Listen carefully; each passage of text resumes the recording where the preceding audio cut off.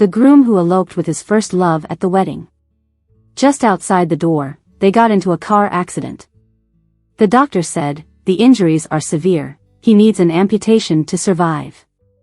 I told the doctor with tears in my eyes, "No way, at least leave him whole."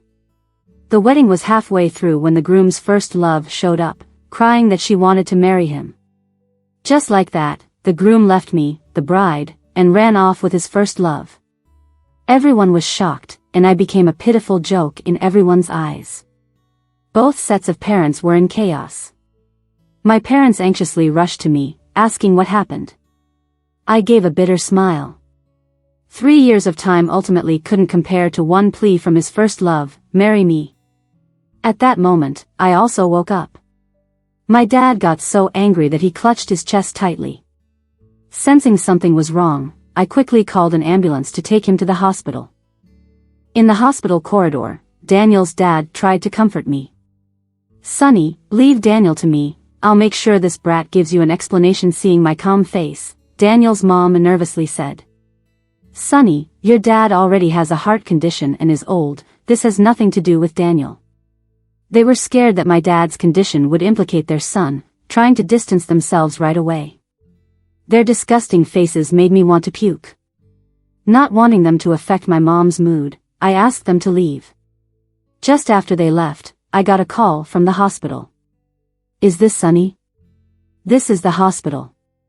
Your husband Daniel was in a car accident, family members need to come quickly." The hospital where my dad was taken happened to be the first hospital. It took me less than 5 minutes to get to the emergency department. The entire ER hall was filled with people, with painful cries echoing throughout. Half an hour ago, there was a serious chain reaction crash on the Seaview Bridge. Daniel, who eloped with his first love, just happened to be in it. Their car got stuck in the middle, almost totaled. Currently, both of them are critically injured, lying in the emergency rescue room, awaiting help. Soon enough, a doctor came up to me. "Are you Daniel's wife?" Daniel and I got our marriage certificate when we got engaged. Even though the wedding wasn't complete, legally we were married. Otherwise, the hospital wouldn't have contacted me first thing after the accident. I nodded, and the doctor handed me a surgery risk notice. "Daniel is in critical condition, amputation is needed to save his life. Ella, who was brought in with your husband, is less injured and currently not in life-threatening danger. You need to pay the fees promptly so subsequent treatments can proceed." She stole my groom, and now she expects me to pay for her medical bills. I haven't lost my mind. I directly told the doctor I don't know her well. The doctor sighed and urged me to think it over. "Decide quickly so we can arrange surgery." Promptly refusing to sign the notice, I told the doctor through tears, "No way, at least leave him whole." Seeing the doctor's stunned expression, I turned and left.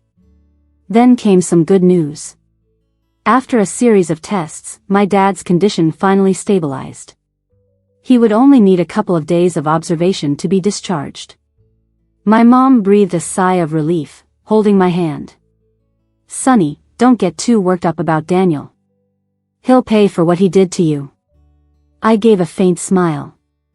No need for later, karma already hit, didn't it? That same evening, Daniel's parents rushed to the ward in a rage. Seeing them, I took them outside immediately. "We'll talk here, my dad can't take any more stress." Once outside, Daniel's mom lunged at me to hit me. "Daniel was in an accident, why didn't you save him?" I grabbed her thrashing hands and stared coldly. When Daniel was in an accident, my dad was also being treated, how could I save him? Would you abandon your husband to save someone else's father? Daniel's mom cursed, "So you just let the doctors give up on him? How can you be so heartless?" I took out my phone and dialed the police, shoving it before her face. "Which doctor claimed?" I asked. "To give up on him?" "I'll call the cops right now to sort this out. I never signed any consent forms or told the doctors to give up treatment." I don't believe any doctor would dare say such things to Daniel's mom. As expected, my threat scared her, and she accused me of not actively helping Daniel right away. She collapsed crying on the ground. "My son's life is ruined, he'll lie in bed forever, are you happy now?" You wretched woman, a jinx, you ruined everything. After I left the hospital, with no one to cover the fees, they contacted Daniel's parents. Daniel's life was saved, but both legs had to be amputated because of delayed treatment. He lost sensation below the waist and would be bedridden for life.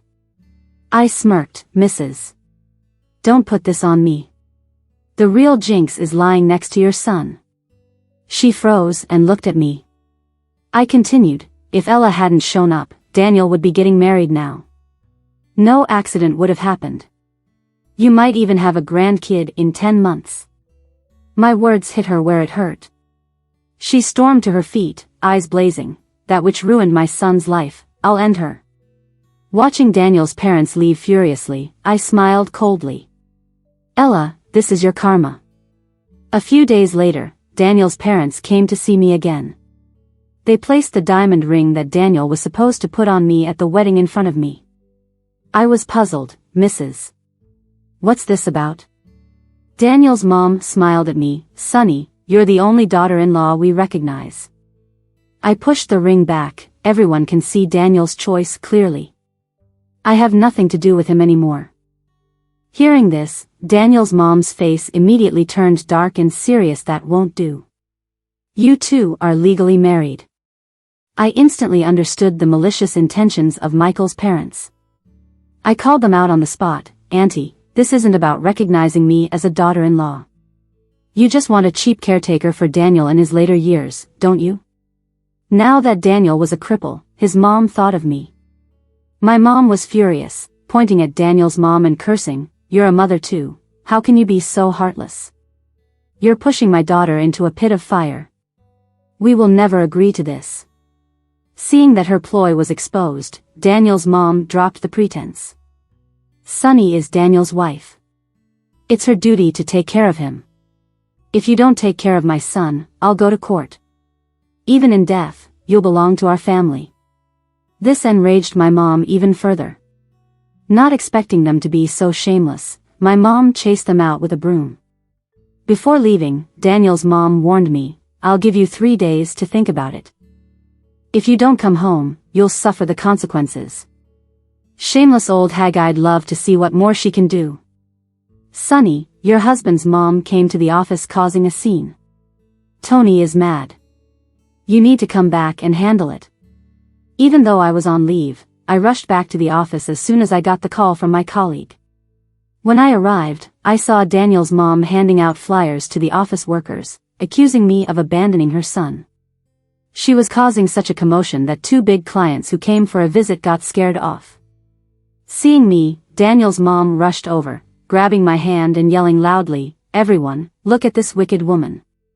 After her husband's car accident, she ran back to her mom's house, not caring whether he lived or died. Not only that, but she also accused me of cheating. This office building housed more companies than ours. Daniel's mom's loud voice quickly drew a lot of attention. People started pointing fingers and whispering about me. Daniel's mom, pleased with herself, spoke in a voice only I could hear, this is just a little lesson for you, understand? I had thought that since Daniel had already suffered, I didn't need to seek revenge. But given how shameless Michael's family was, I decided not to hold back anymore. It was time for the old lady to suffer. Most people sympathize with the weak. Daniel's mom was older than me and my supposed mother-in-law. Her accusations had already won her some sympathy. I suddenly threw my bag on the ground and clutched my face, wailing. They've gone too far. At our wedding, her son ran off with his first love, causing my dad to have a heart attack. Now that he's been in a car accident and become a vegetable, they want to force me into a life of widowhood, threatening to kill my whole family if I don't comply. Some colleagues I invited to my wedding knew about what happened. After the incident, gossip spread quickly within the company.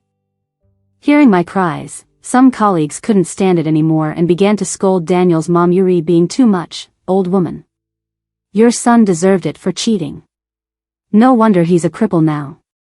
Most modern women can't stand jerks or evil mothers-in-law. With my colleagues' support and my own cries, people started to turn against Daniel's mom. Seeing the tide turning so quickly, Daniel's mom was dumbfounded. She still tried to insist, "You married my son. You're part of our family. It's wrong if you don't take care of him." This completely angered the crowd. Daniel's mom's words were no match for everyone's scorn. With support from many helpful colleagues, the company called the police. When the police arrived, I didn't even have to explain things myself. My colleagues spoke out in my defense, explaining the situation. Daniel's mom was taken away for investigation, charged with disturbing the peace, disrupting company operations, and defamation. Later, Daniel's dad arrived at the police station. He offered to pay me compensation if I dropped the charges against his wife. I told the police I didn't want any compensation. I only asked for legal punishment for Daniel's mom, even if it was just a few days in jail, to make sure she learned her lesson this time. With Daniel's dad dealing with his wife's issue at the station, I took leave and went to the hospital. Without resolving the divorce, there could be endless trouble ahead. I took the divorce papers to Daniel's room. Daniel was just waking up. Seeing me, he got excited. "Sonny, I didn't expect you to visit me." I gave a cold smile, pulling out the divorce papers and handing them to him. "Sign the divorce papers." Daniel's eyes widened in shock. "After all this, you still want a divorce?" I asked. "What, you want me to stay and live like a widow? Besides, didn't you want to be with Ella? I'm helping you two out." Daniel frowned, looking at me. "Sonny, that was a mistake. I want to marry you. When I recover, we can hold another wedding.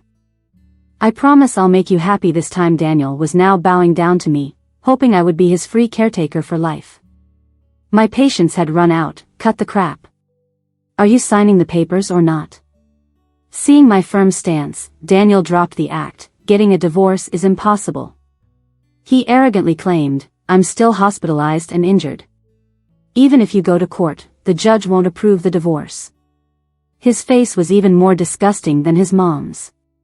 How had I ever fallen for this guy? But I had prepared for this already. I took out my phone and showed him the video Ella sent me on the wedding day. Daniel was shocked and said, "How do you have this?" Originally, Ella sent it to make me give up on Daniel. Unexpectedly, this loving video became my strongest evidence.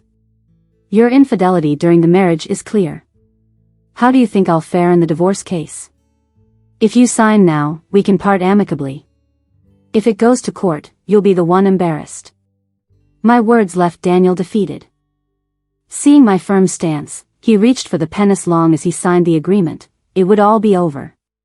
Just as Daniel was about to sign, his father suddenly barged in and snatched the divorce papers, tearing them to pieces. "Sonny, you want a divorce?" "No way." Daniel's father, looking agitated, said to Daniel, "This evil woman tricked your mother into getting arrested. She's taking advantage of our absence to force you to sign the divorce papers." Hearing this, Daniel was furious. "Sonny, how could you be so manipulative?" "Manipulative? Me? Am I the one who made Daniel's mother come to the office and ruin my reputation?" I thought Daniel's father had some sense, but clearly, they're all snakes in the grass. "Daniel, are you sure you won't sign the divorce agreement?" Daniel glared at me and said viciously, "Even if I die, I won't let you get your way." "Fine, see you in court. If there's no way to talk, we'll go the legal route." Just as I left the room, Daniel's father chased after me. "You can't leave. You must come to the police station to sign a reconciliation statement. My wife isn't out yet. You can't go." Facing Daniel's father's relentless pursuit, I turned to look at him. Didn't he say I was ruthless? Then I'll show him ruthless. I grabbed my collar and threatened, "Believe me, if I scream harassment, you'll end up joining your wife in jail. Let's see who will protect Daniel then." Daniel's father was obviously scared. He stood there, stunned. As I walked away, I could still hear his enraged voice behind me. "You have to be more shameless than these scoundrels." When I got back, I immediately contacted my lawyer. My marriage to Daniel was a joke. It had to end as soon as possible. The lawyer told me that Daniel was the at-fault party in this marriage. He had an affair before the accident, so the court would likely support my divorce request. Just as I left the lawyer's office, I got a call from my new property's management. "Miss Sunny, your place was robbed." After hanging up, I rushed to the new house. The property manager was already waiting at the door, and as soon as he saw me, he explained the situation. "Do you want us to call the police?" This was the house Daniel and I were supposed to live in after our wedding. Since the wedding disaster, I'd been staying at my parents' place. "I'll check what's missing first." I rushed to the master bedroom. All the gold jewelry and valuable items from my dowry were gone. A rough estimate showed they'd be worth hundreds of thousands. The security guard, who had accompanied me to check the house, said, "It doesn't look like a break-in robbery. More like an inside job." I looked back at him, and he quickly explained. "Typically, thieves ransack the place. But here, except for the master bedroom, no other room doors were opened. If it wasn't someone familiar, how could they know exactly where the valuables were?" With the guard's hint, I immediately realized what had happened. Recently, my cousin had recommended an all-cover surveillance system, so I installed one in the new house. Now it came in handy. I turned on the surveillance footage and immediately knew the truth. In the afternoon, Daniel's father brought 2 men to the new house. They ransacked the place and took everything valuable. The nerve of these people. When Daniel chose Ella, my heart completely died. We could have parted amicably, but this was too much. I couldn't let them go this time. I picked up my phone and called the police. "I'd like to report a burglary." Just as I reached the police station, Daniel called furiously, "Sonny, don't go too far." I was speechless. "Your dad brought people to rob my house, and I'm the one going too far?" Daniel retorted, "That's my dad. How is that stealing?" I'd lost all patience with this man. "Stop whining on the phone. If you have the guts, say it to my face." He was now a cripple, lying in a hospital bed, unable to get up. If he really managed to stand before me, I'd let it go. I hung up the phone. With the surveillance footage as evidence, the police quickly brought the 3 involved to the station. Daniel's father was extremely defiant. "Officer, I was just taking things from my house. How is that stealing?" Seeing me enter, he stood up, angrily pointing at me. "I want to sue her for defamation and ruining my reputation." I threw the house deed on the table. "Want to take a look at the name on this? You went to my house and took my stuff. Did you get my permission? Taking without asking, that's stealing. Want me to take your theft footage to your workplace and let your colleagues see your behavior?" Under my aggressive confrontation, Daniel's father was nearly gasping for breath. You dare." I wanted to argue more, but my lawyer, who had come with me, stopped me. He pulled me aside, signaling to calm down. The lawyer told me that due to my relationship with Daniel, the theft charge would likely turn into a family dispute. The police were more likely to mediate than file charges. The lawyer advised focusing on transferring assets. This way, not only could I recover my losses, but it'd also help my divorce case. I agreed with the lawyer's suggestion and let him handle the rest. After Daniel's father reluctantly returned the stolen items, the police released the 3. The divorce case officially began, and Daniel's side also hired a lawyer. Daniel's parents attended the hearing on his behalf. The couple tearfully accused me of mercilessly abandoning Daniel, claiming he faced high medical bills to save his life. They want the court to dismiss my divorce petition and make me take care of Daniel, including paying his medical bills. My lawyer almost laughed at such an unreasonable request. Thankfully, we had a videographer at our wedding, so the lawyer played the wedding video in court. Not only that, but we also had evidence that Ella had sent me to brag Daniel didn't marry my client out of love. It was a premeditated scam. Then the lawyer presented police reports showing Daniel was after money. When the marriage scam didn't work, they used my parents' reputation and my property against me. Cheating during the marriage was a fact, as well as transferring assets. This divorce case was basically in the bag for me. Seeing the situation was unfavorable, Daniel's mother started causing a scene, pretending to faint in court. After the opposing lawyer intervened, the court agreed to postpone the trial. They were just stalling for time. Causing trouble at my company won't work, and neither will taking my money. Now their son is paralyzed in the hospital, becoming a burden. If his parents want to toss and turn, let them. I'm definitely winning this case. These days, Daniel keeps trying to contact me, but I decline every time. My lawyer drafted the divorce agreement and handed it to me. He advised me to get Daniel to sign the agreement outside of court. That would be more time efficient for me. I wanted to get rid of this huge headache quickly and return to a normal life. I took the agreement to the hospital. Before I could enter the ward, I heard Daniel's mother complaining about me. Who would have thought that girl who seemed obedient is a fake? Now her real face is showing. Daniel, listen to me, we cannot get divorced. She's their only daughter. As long as you stay married, your medical bills and future are guaranteed. And that Ella is disgusting too, thinking we'd pay for her treatment. No way. Daniel replied impatiently, Mom, I understand. I've been keeping in touch all these days, right? Keep playing the bad cop, I'll handle the rest. She's liked me for so many years. If I say a few sweet words, she'll go soft. Shameless. Daniel and I were college classmates. Once, during a class hiking trip, I fell into a creek. The water was fast and no one dared to jump in. It was Daniel who jumped in at the critical moment and saved me. Noticed him from then on, but I never thought of bothering him. After breaking up with his girlfriend, he asked me out half a year later. I tirelessly took care of him until he proposed. But he abandoned me at the wedding, completely shattering my hopes. I never thought he could be such a jerk.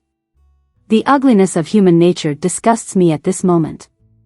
After I blocked them, the world became much quieter. A sudden call from a neighbor unsettled me. Emily, your dad is in the hospital, hurry up. I hung up and rushed to the hospital without even requesting leave. The neighbor hurriedly took me to the emergency room door. Your father's having a heart attack, he's being resuscitated inside.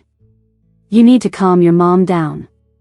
My mom was curled up to the side, clasping her head with trembling hands, making my heart ache. Mom, I'm here. Hearing my voice, she looked up at me with teary eyes. Then she collapsed into my arms, sobbing. Seeing her in such a bad state, I could only ask the neighbor for details. My parents lived in a company-issued apartment, and the neighbors were like family, having lived together for over a decade. Neighbor Linda told me someone caused a huge commotion at our home today. When they noticed something was wrong and rushed over, my dad had already suffered a heart attack. Emily, the woman who came, was fierce. She kept cursing you and caused your dad's illness. You must not let her get away with it.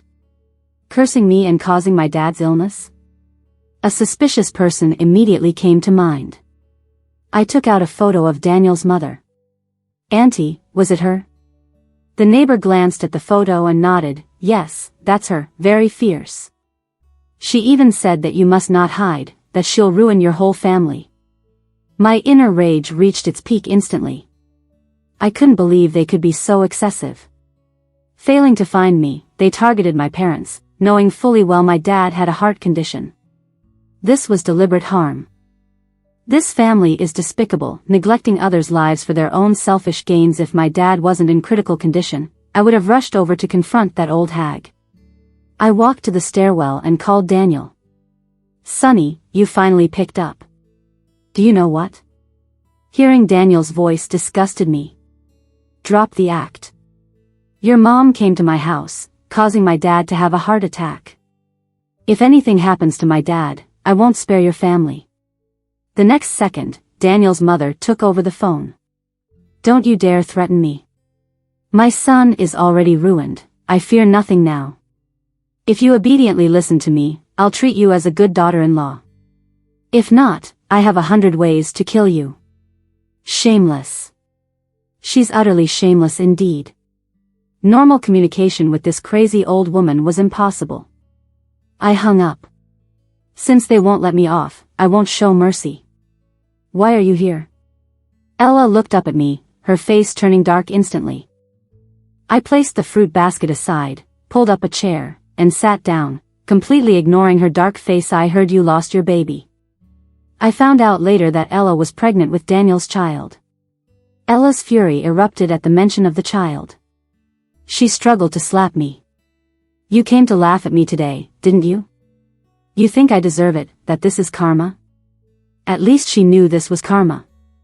I caught her swinging hand and looked at her calmly. I'm not here to humiliate you today. I'm here to help you. She eyed me suspiciously. Help me? You have such a kind heart. It's not kindness. I just can't stand seeing them bully you. You got rid of your uterus for Daniel, and they still came to beat you up without helping with any medical bills. Ella was visibly affected by my words but still tried to show her disgust towards me. You don't need to sow discord. I know you're just jealous that Daniel loves me. Her smug attitude almost made me laugh. Daniel loves her? I used to think so too.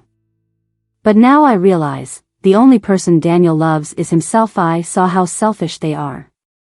I threw my phone at Ella. You say Daniel loves you? Then open your eyes and take a good look. The phone was loaded with Daniel's mushy texts to me, where he said all sorts of gross things trying to win me back. Ella scrutinized them, gripping my phone so tightly her knuckles turned white. Her true feelings were showing. Ella, think about your parents. When I arrived, I saw them in the billing hall. I had made sure to take a photo of her parents there. Ella's family wasn't well off. Though she was less injured than Daniel, she still faced hefty medical bills. The chain car accident meant insurance was still being disputed, and the upfront costs were a lot for her to handle. Seeing her parents' photo in such a situation instantly broke her down. She looked at me, her eyes full of hatred. How can you help me? It's not like they are poor. Daniel was driving, doesn't he have any responsibility? They dare act so arrogantly because you're not locals. Daniel's mother had caused a scene in the hospital room multiple times, calling Ella a jinx. She had even had verbal clashes with Ella's parents. I didn't believe for a second that Ella wasn't harboring resentment. Ella knew I wasn't entirely helping out of goodwill. She asked what my motive was. I didn't hide it. Their family wants me to return to take care of Daniel for free, as his caregiver for the rest of his life. Do you think that's possible? As for you, they aren't short on money. You gave up your chance to be a mother for Daniel by removing your uterus. Don't you deserve compensation? Sincerity is the best weapon. Ella agreed to cooperate with me, providing crucial information. Sure enough, Ella was my trump card against them. 2 days later, I sent a report to a certain company's email. Ella had told me that Daniel once bragged to her. During his tenure, Daniel's father had taken undue advantage of his position for personal gain. Once I had this critical information, I started investigating. Since Daniel's father had retired, it was easier to find information about him. Within no time, I found the leads. I prepared the evidence and sent Daniel's father a one-way ticket to jail. If he thought he could retire peacefully while causing chaos in my life, he was dreaming. Ella was, after all, Daniel's first love and knew a lot about him. She had much information that was valuable. Thanks to her, I was able to complete the report swiftly. Knowing Daniel for so long, we shared many mutual friends. If I wanted to, I could keep tabs on Daniel without even leaving my house. Soon enough, I got word that Daniel's father was taken into custody. While Daniel lay in the hospital, his father was being investigated. With their anchor gone, they were in chaos. I immediately informed Ella. Now, it was time for them to take the stage and perform. Although Ella was in the hospital, she didn't sit idle. After realizing that her family's weak position was why they were being bullied, she got in touch with her relatives back home. Her family was from a small coastal town in the south. Upon hearing that their family member was being bullied so badly, her relatives promptly agreed to come and help. After receiving my update, Ella quickly booked tickets for her relatives. Soon, her parents, accompanied by relatives, arrived at Daniel's hospital room. Ella even set up a live stream for me. When Ella's parents walked in, Daniel's mother was still arrogant. What is this jinx doing here? Isn't it bad enough that she harmed my son? Ella's mother didn't hold back this time. You dare act so arrogantly after harming my daughter like this? Do you think we don't have anyone? Previously, Daniel's mother had the upper hand and thought she could easily handle them again, so she was very cocky. So what if we bully you? Who are you to challenge us? Get out of here now. Ella's mother got furious and called for backup. Aren't you gonna do something about being bullied like this? In the next instant, everyone swarmed. Daniel's mother was stunned. What are you trying to do? Seeing what was happening, Daniel panicked and yelled at his mom. Mom, call Dad quickly. He seemed to forget that his dad was currently in jail. The men stayed on the outer perimeter while a group of ants charged in and mercilessly beat Daniel's mother. Can't believe you couldn't even keep your vile mouth shut. Think you can bully us 'cause you think we're weak? Let's see about that. Had the hospital not called the police, Daniel's mother might have been torn to pieces. She lay on the floor, her eyes swollen from crying, with multiple cuts on her face and body, and her clothes ripped to shreds. The sight was immensely satisfying.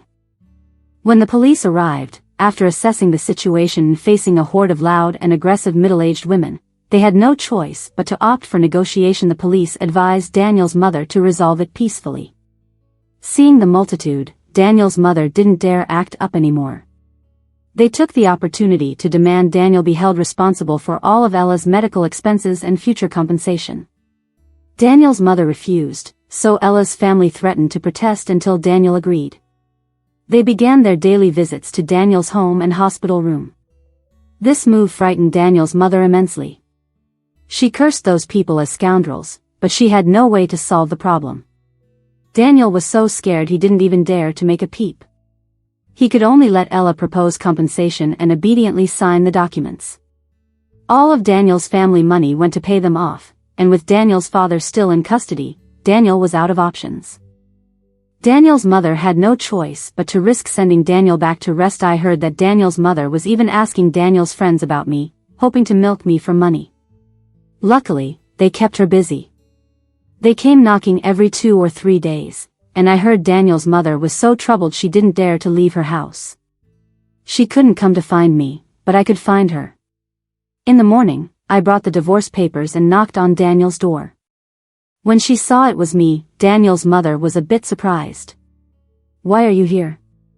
she asked. "I'm here to see Daniel." Daniel's mother sneered, "What good could it be for you to see my son?" She was arrogant, but I wasn't going to tolerate it. If I didn't drive this old woman crazy, I'd feel like I was going too easy. No? Fine. I turned around to leave. The next second, she changed her mind and grabbed my arm. "Don't go." I quickly shook off her hand. "Don't touch me, you're bad luck." She was so angry she wanted to curse at me.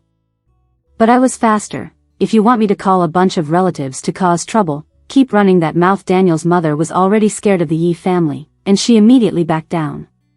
Turns out, being too nice invites bullying. I knew where Daniel's room was, so I pushed past his mother and headed straight there. When I walked in, Daniel's eyes lit up. "Sonny, did you come to see me?" He was still pretending to be in love with me. Maybe the accident messed up his brain too. I threw the divorce papers at him. "Stop talking and just sign it." Realizing I was there for the divorce, Daniel's face went cold. "Sonny, there's no way I'm divorcing you. Give up that idea." Shameless. Was he really going to cling to me? Too bad for him, his plan was doomed. Fine, let's drag this out, wait for the court case to end. If you want to appeal, I'll see you in court. Let's see who can outlast who. Daniel and his mother exchanged suspicious looks. Daniel even tried to threaten me. "You're a girl, aren't you afraid of dragging this out? What do I have to fear?" I grabbed his injured spot, making him scream in pain. "Daniel, living without money for treatment is tough. If I don't divorce you, you won't get any of our shared assets either.